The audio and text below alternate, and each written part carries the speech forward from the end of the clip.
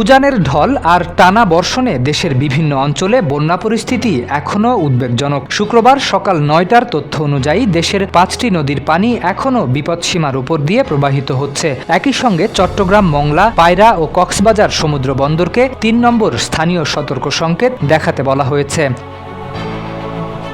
বন্যা পূর্বাভাস ও সতর্কীকরণ কেন্দ্র জানিয়েছে, বর্তমানে ৯টি পর্যবেক্ষণ স্টেশনে ৫টি নদীর পানি বিপদসীমা অতিক্রম করেছে। এর মধ্যে বান্দরবানে সাঙ্গু নদীর পানি বান্দরবান পয়েন্টে বিপদসীমার ৯৫ সেন্টিমিটার এবং দোহাজারী পয়েন্টে ২৩ সেন্টিমিটার উপর দিয়ে প্রবাহিত হচ্ছে। এছাড়া মাতামুহুরী নদীর পানি লামা ও চিরিঙ্গা পয়েন্টেও বিপদসীমার উপরে রয়েছে।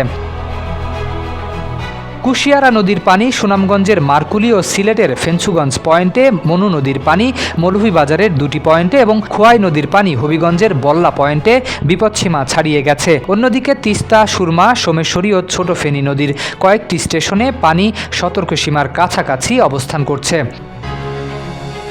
প্রতি সপ্তাহে সর্বোচ্চবার বিকাশ পেমেন্টে 50 জন হবেন পেমেন্ট চ্যাম্পিয়ন। জিতে নিন টিভি সহ আকর্ষণীয় সব প্রাইজ। বন্যা পূর্বাভাস ও সতর্কীকরণ কেন্দ্র জানিয়েছে, বৃহস্পতিবারের তুলনায় পরিস্থিতির কিছুটা উন্নতি হলেও আগামী দিনের পরিস্থিতি নির্ভর করবে দেশের উত্তর পূর্বাঞ্চল, দক্ষিণ পূর্বাঞ্চল এবং উজানে বৃষ্টিপাতের পরিমাণের ওপর। বর্তমানে দেশের ১২৭টি পানি পর্যবেক্ষণ স্টেশনের মধ্যে ৭৯টিতে নদ নদীর পানি বাড়ছে, ৪৩টিতে কমছে এবং ৫টিতে অপরিবর্তিত রয়েছে। গত ২৪ ঘন্টায় ভারতের চেরাপুঞ্জিতে ১০৯ মিলিমিটার এবং দেশের মধ্যে চট্টগ্রামে সর্বোচ্চ ২০৩ মিলিমিটার বৃষ্টিপাত রেকর্ড করা হয়েছে। শরীফ উদ্দিন, ইত্তেফাক নিউজ।